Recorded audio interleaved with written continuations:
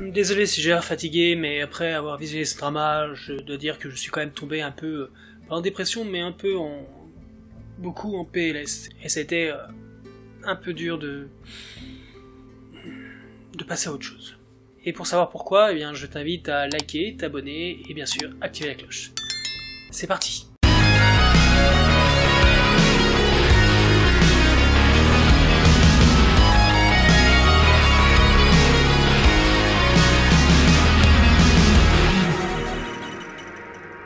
Salut à tous, heureux de vous retrouver pour cette nouvelle vidéo où on va parler de l'intense drama coréen My Country, The New Age, un drama historique d'une beauté stupéfiante. Appartenant au genre du drame, de l'historique, de la politique et de la romance, il est sorti en 2019 et compte 16 épisodes d'environ 1h10 chacun.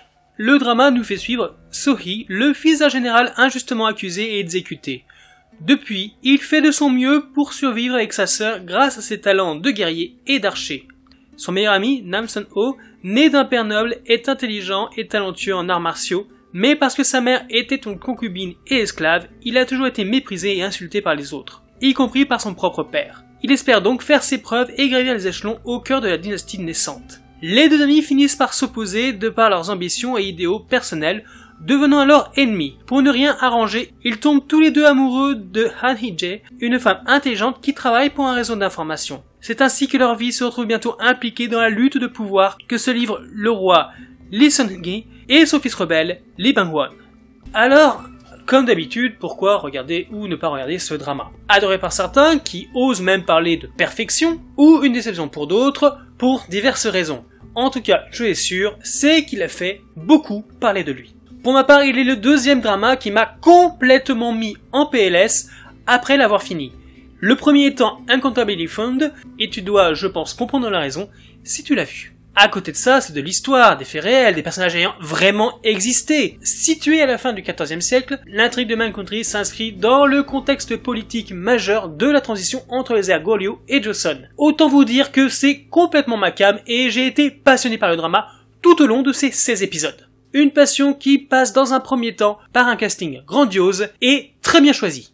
Yoon Se-jeon se transforme donc complètement pour incarner So-hee, sublime héros du peuple badass qui brille par son audace, sa volonté. L'acteur que j'avais vu en cuisinier brûlant d'un amour passionnel dans Temperature of Love se transforme ici dans un rôle élégant, aux subtiles nuances, et crève l'écran en étant prodigieux et talentueux. Il émane de lui une tristesse poignante et une lumière qui ne cesse jamais de briller en dépit des épreuves qu'il traverse, tout en ayant une noirceur qui s'exprime dans le fait de ne pas accorder de valeur à sa propre vie.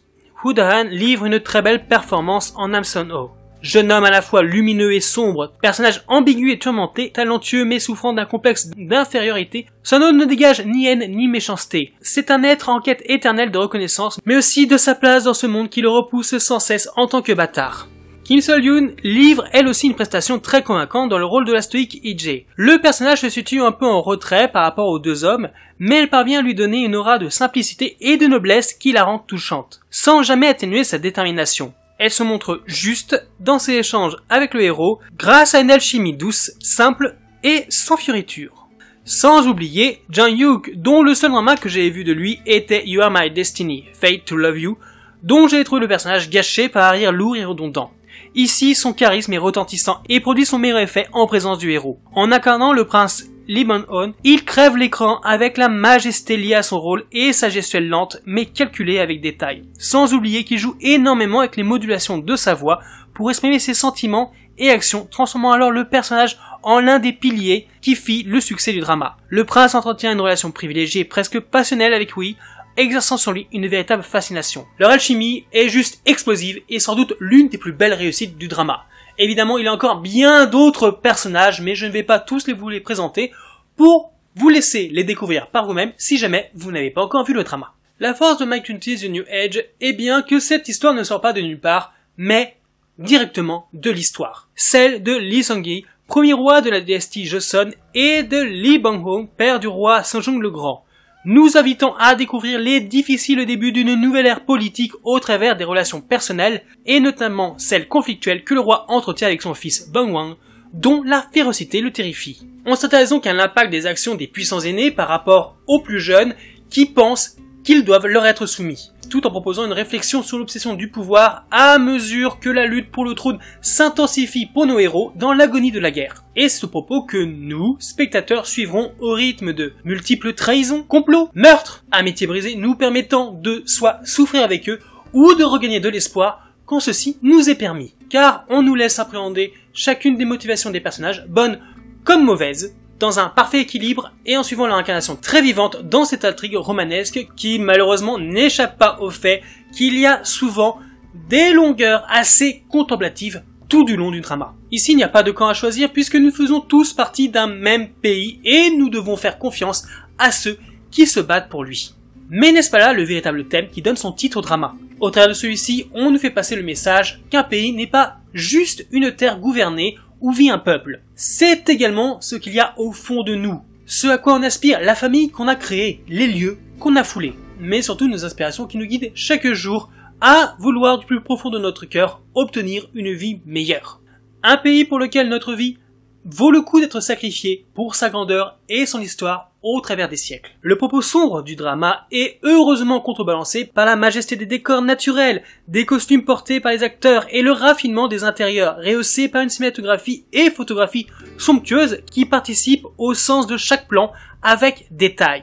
Kim Ji-won, le réalisateur, fait preuve d'un véritable sens artistique en jouant avec l'espace, les acteurs et le mouvement, ce qui nous donne constamment l'impression d'assister à un film de cinéma. Le drama offre à ce titre des scènes d'action parmi les plus belles jamais vues à la télévision. De nombreuses scènes resteront alors épiques, mémorables, grâce à des somptueux plans séquences amplifiés par le duo gagnant entre les images et la musique qui accentue à la fois la fureur et l'émotion. Le ST de My Country de la première à la dernière note est une pure merveille. Des chansons jusqu'à la moindre musique de fond. Une OST que je vous conseille vivement d'écouter. Mais je vous préviens, c'est beau, mais c'est triste. Au-delà de l'humour placé très souvent pour détendre l'atmosphère, déjà grâce au trio d'amis de Oui, ses frères d'armes qui lui témoignent une confiance aveugle et prenant chacun soin les uns des autres, c'est surtout la romance qui m'a beaucoup plu.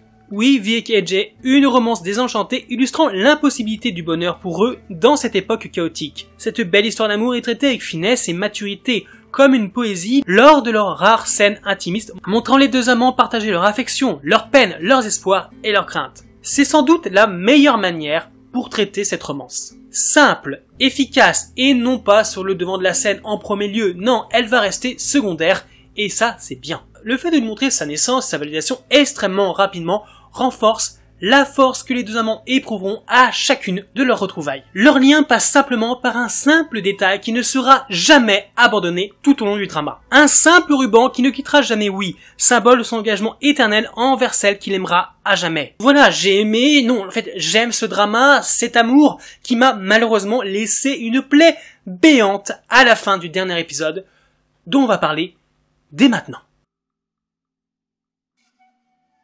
Avant tout, il faut quand même savoir une chose, c'est que le personnage de Oui est sans doute le personnage qui évolue le plus dans le drama. Entre le jeune souriant, positif et vigoureux des premiers épisodes et le guerrier fatigué de la dernière partie, un contraste s'impose et mène sans surprise à la seule fin possible. Avec son regard profond, sa voix rauque qui fait frissonner et ses démarches chancelantes, Yoon Se-jeon donne alors la mesure du poids immense qui pèse sur le cœur de Oui. Un poids pourtant qui ne l'a jamais empêché de rester fidèle à ses convictions et à son amitié fraternelle, que certains appelleront aussi bromance, qui finira par être reconstruite de manière inespérée pour notre plus grand plaisir à la fin. Yoon Se-jeon et Woo Do-han y apparaissent littéralement en état de grâce. Leur échange dialogué atteint alors un niveau d'authenticité rarement observé dans une fiction. Oui, les deux amis meurent comme ils auraient dû vivre, comme des frères d'armes, côte à côte, ensemble. Et c'est pourquoi la fin m'a complètement brisé le cœur. Évidemment, je m'attendais à ce que ça finisse d'une certaine manière mal pour certains de nos personnages. Mais de là à ce que ce soit carrément le héros, j'en suis resté complètement choqué. J'ai vraiment cru jusqu'à la fin que tout allait bien se passer. Je m'attendais même que dans les dernières minutes du dernier épisode, que Oui apparaisse, tenant alors la promesse qu'il avait fait à l'amour de sa vie. Mais évidemment que non, c'était impossible car ce simple plan où on voit Oui criblé de flèches tenant son ami dans ses bras ne laissait aucun espoir quant à sa conclusion. mais j'avoue que j'aurais attendu une ellipse temporelle un peu plus conséquente, peut-être montrant le fruit de l'amour de Wii et des NG. Un enfant, le dernier cadeau fait à sa dulcinée, pour que jamais au grand jamais elle ne l'oublie, en regardant chaque jour leur enfant qui lui ressemblerait. Je sais, je fabule, c'est mon côté fleur bleue, mais pour ce drama, ça m'aurait paru légitime. Ça ne s'est pas fait, tant pis. Mais je vous avoue qu'après ce dernier épisode, cette fin, je suis resté choqué, triste. Mon cœur a été brisé tout simplement. Je sais pas, ça me fait tellement mal au cœur. Je suis fan, mais j'ai mal au cœur. Voilà, je pense qu'on a quand même traité les gros points du drama, donc on va récapituler un peu. Du côté des points positifs, nous avons d'excellents acteurs, des thèmes forts, une romance pure et émouvante, et bien sûr, un sujet historique extrêmement bien traité. Et du côté des points négatifs, nous avons fatalement des longueurs. Et bien sûr, de mon point de vue, qui est complètement personnel, la fatalité de cette fin qui m'a brisé le cœur. Le drama est donc très captivant. On ressent bien les émotions, que ce soit en amitié ou encore en amour. L'histoire est cohérente, les scènes ne sont pas surjouées, tout reste réaliste du début à la fin. La réalisation est magistrale, la distribution brillante, la cinématographie somptueuse, les scènes d'action extraordinaires et les musiques sublimes rendent honneur à un scénario qui développe ses personnages avec passion sur fond d'une histoire politique très solide. J'ai adoré, et même si je n'ai aucun point de comparaison avec d'autres dramas historiques sortis la même année en 2019, My Country The New Age est une réussite, un coup de cœur, et peut-être même un chef-d'œuvre qui mérite bien que le drama ne passe pas inaperçu. Mais toi, l'as-tu vu? Si oui, n'hésite pas à me dire ce que tu en as pensé dans les commentaires pour qu'on en discute. Sinon, c'est tout pour moi, donc je te dis à bientôt dans une nouvelle vidéo. Bye!